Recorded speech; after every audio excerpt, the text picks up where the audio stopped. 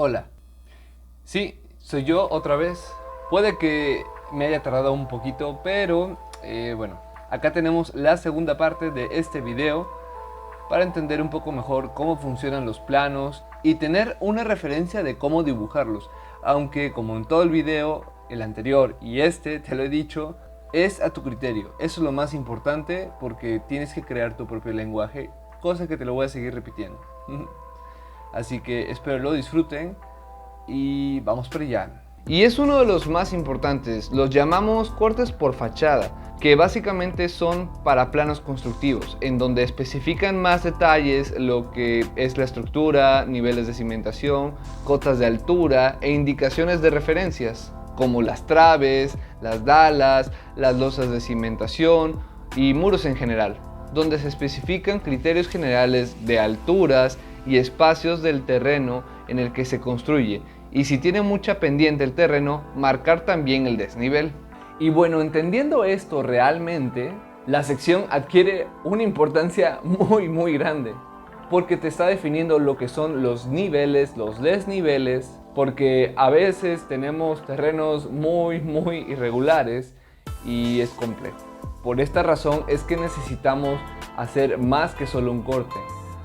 Aunque en esta ocasión es un proyecto muy sencillo,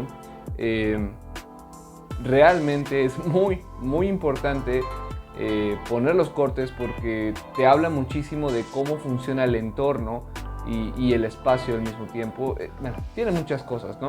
Pero una de las más importantes es esa, que te marca los niveles y que te marca el desnivel que tiene el terreno como tal. Además, otra cosa que se me estaba olvidando es que te explica mejor cómo funcionan los espacios y también especialmente con lo que son los baños y las escaleras, que son temas que sí son importantes explicarlas, porque a mí me ha pasado en mi experiencia que tenemos algunos trabajadores que no entienden, por más que tengan experiencia, no entienden y es importante mostrarles cómo está el interior partido de esta manera, porque se pueden dar una idea y no tienen que divagar, especialmente cuando son escaleras que a veces dicen no, pues lo podemos llegar a este nivel de losa y la continuamos abajo, cuando a veces el proyecto no está de esta manera. Entonces, por esa razón es muy importante que sus cortes más importantes sí lo hagan de lo que son los baños y la escalera. En estas vistas son vistas o proyecciones ortogonales sobre un plano vertical desde el exterior, o sea, desde afuera, donde todo aquello que se vea frente a la vista del observador conserva su verdadera longitud, forma y proporción. Las fachadas son llamadas según su orientación, es decir, fachada norte, fachada sur, este u oeste, y además de orientaciones intermedias como por ejemplo noroeste, noreste, sureste o suroeste. Y cuando el proyecto tiene demasiadas colindancias, como por ejemplo dos a los lados y una en la parte de atrás, pues evidentemente solo vamos a tener fachada principal y fachada posterior. Aunque en algunas normativas te piden que haya una separación de colindancias, no sé, por algún tema de reglamentación de fraccionamientos, algún tema de, bueno, diferentes temas, ¿no?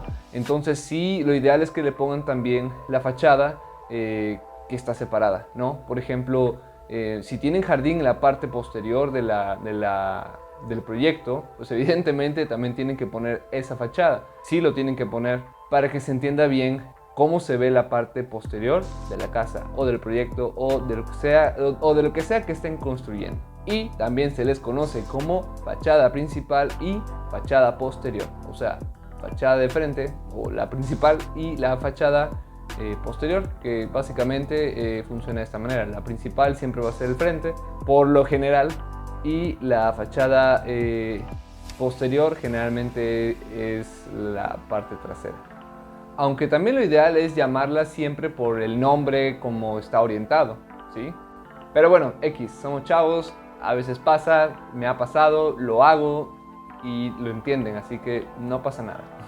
Y bueno, para representar los planos de las fachadas debemos entender que aquellos elementos más cercanos al observador también tienen que ir con una línea más gruesa, y aquellos elementos que están más lejos del observador por lo general se realizan con líneas más delgadas y de esta manera se entiende la forma y el tamaño del edificio, también los macizos, los vanos, y también para que los clientes o la persona que vaya a construir pues tenga ese criterio, las texturas para expresar los materiales. Y como recomendación, cuando se dibujan fachadas para planos constructivos, solo se emplea la línea pura, sin sombras ni texturas, dando la calidad lineal que se requiere para destacar los elementos más importantes de una línea gruesa en perfil del edificio. Y esto ayuda a destacar su forma general, porque dichas líneas sugieren diferentes profundidades, y entre más grande sea el dibujo o la escala, pues más detalles hay que mostrar.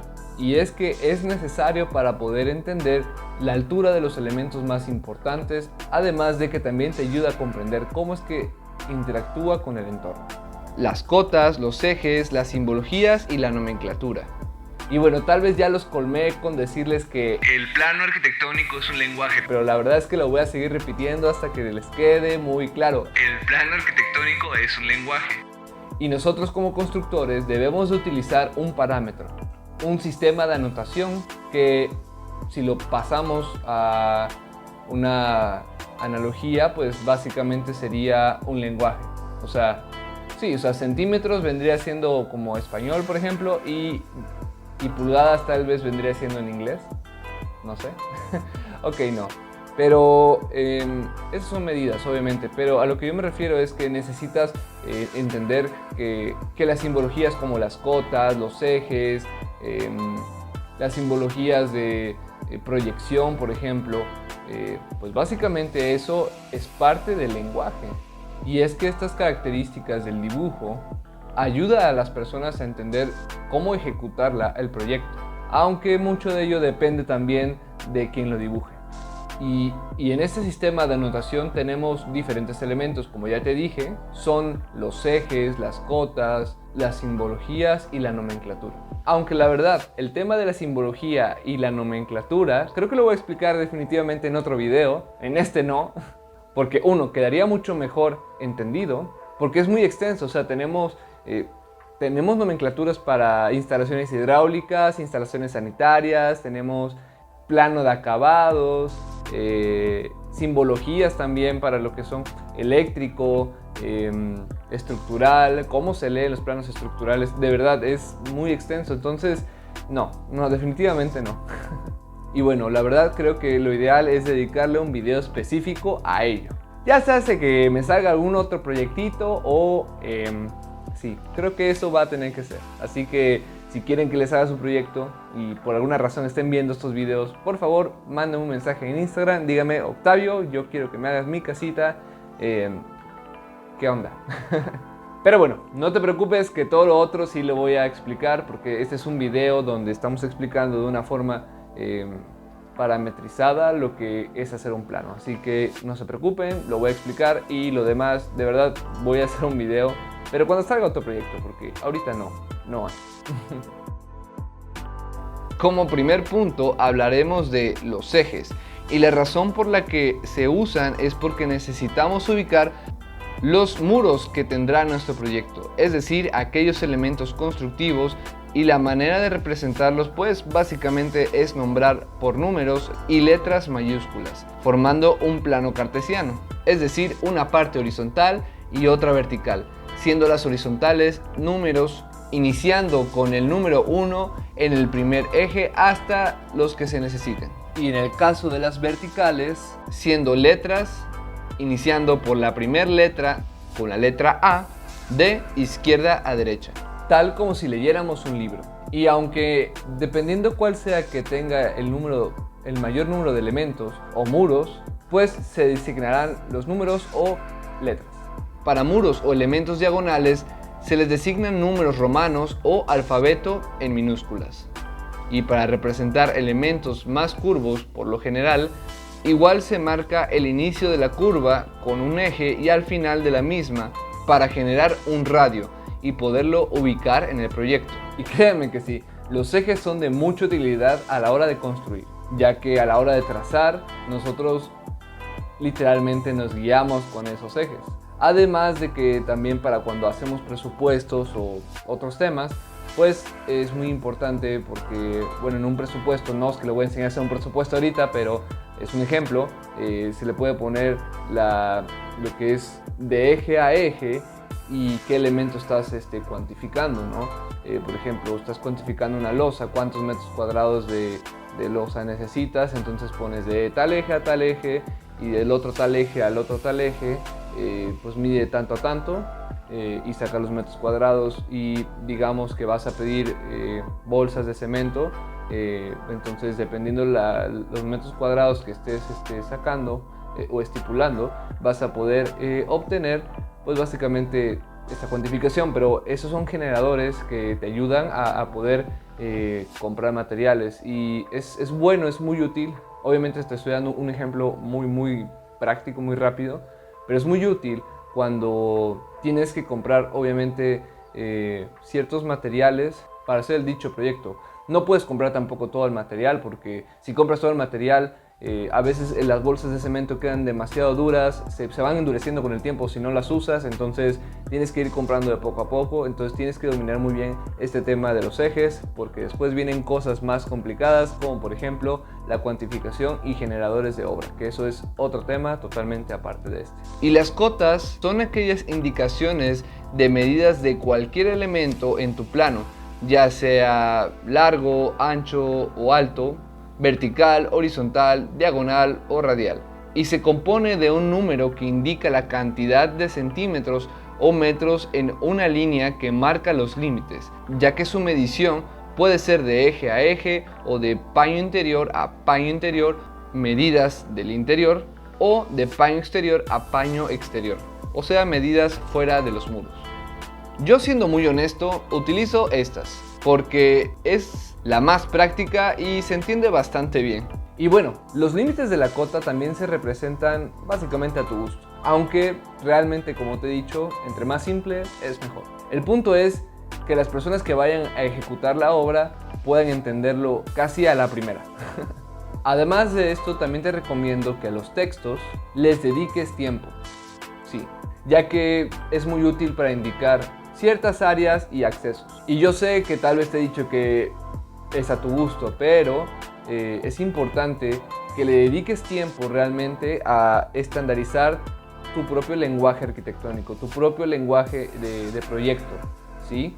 Porque de lo que yo he investigado y lo que te comparto de mi experiencia es que es mejor que tú tengas tus propios pinceles, tus propios textos, tus propios...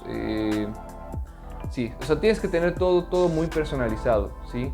Porque es más fácil de editar. Y si eres como yo, cuando yo inicié en esto de arquitectura, pues no entendía muy bien y tenía mucho desorden. Y el desorden hace que pierdas tiempo. De verdad te lo digo. Sí, no, el tener mucho desorden en tus layers de AutoCAD, en tus layers de Revit, va a hacer que tengas que perder mínimo 1 a 2 horas de trabajo, cuando realmente las máquinas no deberían de hacernos más complicada la vida. No, las máquinas están para que nosotros podamos utilizarlas como una herramienta, pero quien tiene que resolverlo aún somos nosotros. Quien tiene que resolver el proyecto en funcionamiento somos nosotros.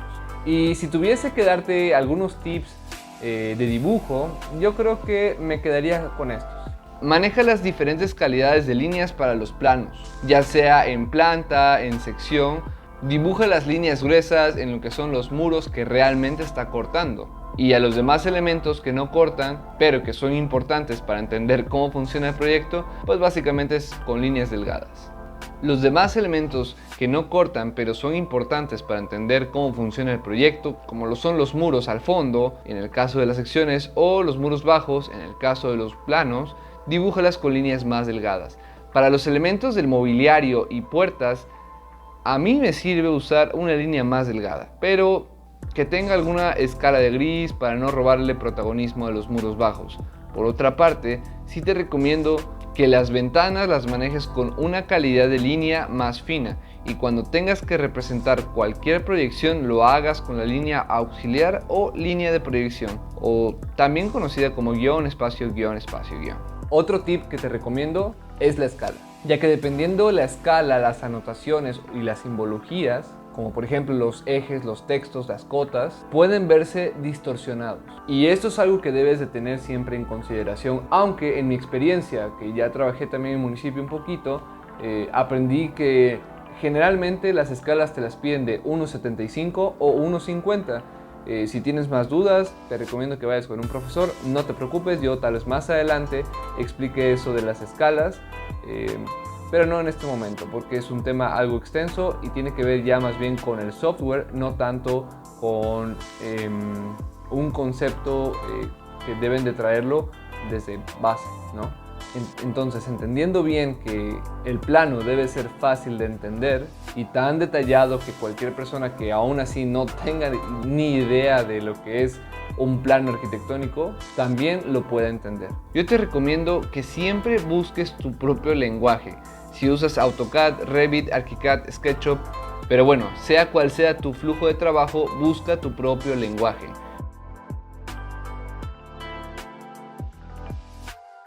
Yo por lo general utilizo primero mi mano, o sea, dibujo, boceteo y en serio, prefiero aún bocetear porque por lo general puedo desarrollar la idea y explorarla muchísimas veces.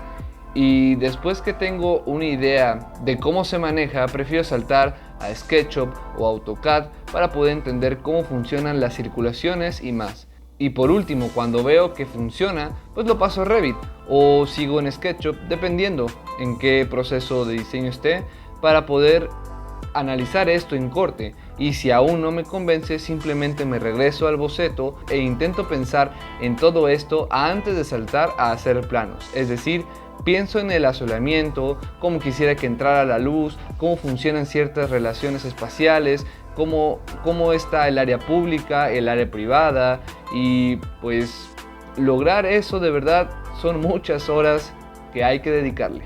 Y de verdad, no importa el programa que tú utilices, porque en serio, aunque no me lo crean, me ha tocado ver proyectos ejecutivos en SketchUp. Yo también me sorprendí muchísimo cuando lo vi, pero hay personas que hacen proyecto ejecutivo ahí. En fin, al final tú decides cómo hacerlo.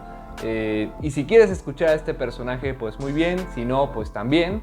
Ya sabes que al final todo eso te lo comparto porque ha sido un poco de mi experiencia, de lo que he leído, de lo que básicamente he adquirido en base a los años. Al final recuerda que tienes que encontrar tu camino, porque si no, no vas a poder crecer. Así que ya está. Espero te haya gustado este video y nos vemos en el próximo. Chau, chau.